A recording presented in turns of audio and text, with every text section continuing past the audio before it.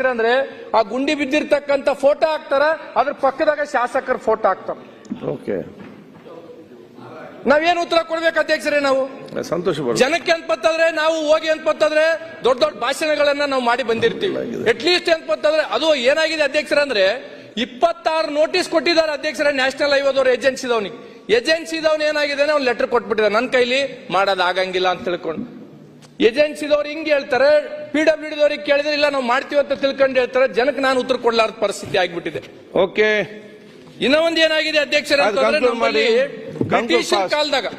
ಬ್ರಿಟಿಷರ್ ಕಾಲದಾಗ ಹತ್ತಿಕುಣಿ ಡ್ಯಾಮ್ ಅಂತ ತಿಳ್ಕೊಂಡು ನಿರ್ಮಾಣ ಆಗಿರ್ತಕ್ಕಂಥದ್ದು ಸೆಂಟ್ರಲ್ ಗವರ್ಮೆಂಟ್ ಲಿಂದ ಮಾಡಿರ್ತಕ್ಕಂಥದ್ದು ಅಧ್ಯಕ್ಷರೇ.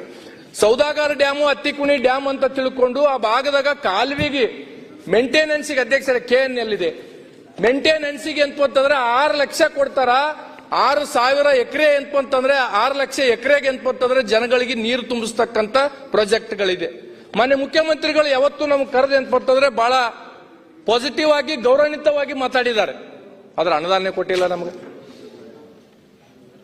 ದಯಮಾಡಿ ನಾನು ಹೇಳ್ತಕ್ಕಂಥದ್ದು ಇಷ್ಟೇ, ಯಾವುದೇ ಸಚಿವರು ಇರಲಿ, ಇವತ್ತು ಏನಾಗಿದೆ ಅಧ್ಯಕ್ಷರ, ನಾನು ಹೇಳ್ಬೇಕೋ ಹೇಳ್ಬಾರ್ದು, ಮನೆ ಮುಖ್ಯಮಂತ್ರಿಗಳು ಇಲ್ಲಿ ಕುಂತಾರಂತ ತಿಳ್ಕೊಂಡು ಮಾತ್ರ ಹೇಳ್ಬೇಕಾಗ್ತದೆ. ನಮ್ಮ ತಂದೆ ಸಮಕಾಲೀನ ಒಬ್ಬ ಮಂತ್ರಿಗಳ ಹತ್ರ ನಾನು ಹೋಗಿದ್ದೆ.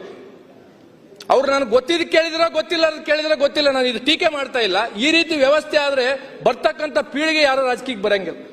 ನೀನ್ ಯಾವ ಜಾತಿ ಅಂತ ಕೇಳ್ಬಿಟ್ಟ ಮಂತ್ರಿ, ಅಂದ್ರೆ ನಮ್ಮ ಜಾತಿ ನೋಡಿ ಅನುದಾನ ಕೊಡ್ತಾರೆ ಅಧ್ಯಕ್ಷರೇ?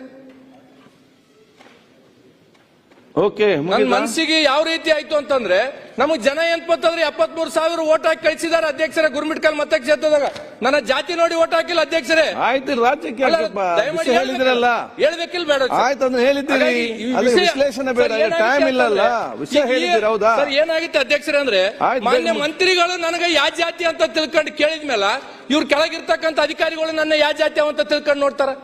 ಓಕೆ, ಈ ವ್ಯವಸ್ಥೆನ ಏನಪ್ಪಂತಂದ್ರೆ ಬಂದ್ಬಿಟ್ರೆ ನಾವ್ ಯಾರು ಏನ್ಪಂದ್ರೆ ಕೆಲಸ ಮಾಡಕ್ ಆಗಲ್ಲ. ನಾವ್ ಯಾರು ಏನ್ಪಂದ್ರೆ ಈ ಚುನಾವಣೆ ವ್ಯವಸ್ಥೆಗೆ ಏನ್ಪಂದ್ರೆ ಬರಕ್ ಆಗಂಗಿಲ್ಲ. ನಾವ್ ಯಾರು ಏನ್ಪಂದ್ರೆ ಸಂವಿಧಾನವನ್ನ ಉಳಿಸ್ಲಕ್ ಆಗಂಗಿಲ್ಲ. ದಯಮಾಡಿ ನಾನು ಮನವಿ ಮಾಡ್ತಕ್ಕಂಥದ್ದು ಇಷ್ಟೇ ಇದೆ ಅಧ್ಯಕ್ಷರೇ. ಕಂಕ್ಲೂಡ್ ಮಾಡಿ. Okay sir. ಸರ್, ನಮ್ಗೆ FD ಅಂದ್ರೆ ಗೊತ್ತಿಲ್ಲ ಸರ್. ನಮ್ ತಂದೆಯವ್ರು 5 ವರ್ಷ ಇರುವಾಗ ಏನ್ಪಂತವ್ರು ನಾವು ಸಣ್ಣ ಪುಟ್ಟ ಕೆಲಸಕ್ಕೆ ಏನ್ಪಂತವ್ರು ವಿಧಾನಸೌಧಕ್ಕೆ ಬಂದಿರತಕ್ಕಂಥದ್ದು ಇದೆ. FD ಅಂದ್ರೆ ನಮ್ಗೆ ಗೊತ್ತಿಲ್ಲ ಸರ್. ಒಂದು 10 ಲಕ್ಷ ರೂಪಾಯಿ ಅನುದಾನನ ನಾವು ಕ್ಷೇತ್ರದಾಗ ಕೇಳಿದ್ರು, ಅಲ್ಲಿರ್ತಕ್ಕಂಥ ಅಧಿಕಾರಿಗಳು ಏನ್ಪಂದ್ರೆ FDಗೆ ಹೋಗಿದೆ ಅಂತ ಹೇಳ್ತಾರೆ. 50 ಲಕ್ಷದ ಕೆಲಸದ ಕೇಳಿದ್ರು ಏನ್ಪಂತಂದ್ರೆ FDಗೆ ಹೋಗಿದೆ ಅಂತ ಹೇಳ್ತಾರೆ. ಒಂದು ಮೌಲ್ಯಮಾಪನ ಮಾಡಿರ್ತಕ್ಕಂಥ ಶಿಕ್ಷಕರಿಗೆ ಏನ್ಪಂತಾರೆ ಸ್ಯಾಲ್ರಿ ಕೊಡ್ಬೇಕು, ಯಾಕೆ ಕೊಟ್ಟಿಲ್ರಿ ಅಂತ DD5 ಕೇಳಿದ್ರೆ FD ಫೈಲ್ ಹೋಗಿದೆ ಅಂತ ತಿಳ್ಕೊಂಡು ಅಂತಾರೆ.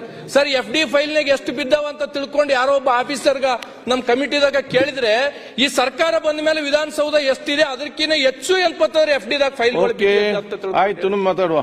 ಹಾಗಾಗಿ ದಯಮಾಡಿ ನಾನು ನಮ್ಗ ಶಾಸಕರಾಗಿ ಬಂದಿರತಕ್ಕಂಥವ್ರಿಗೆ ಅನುದಾನ ತಾರತಮ್ಯ ಮಾಡದೆ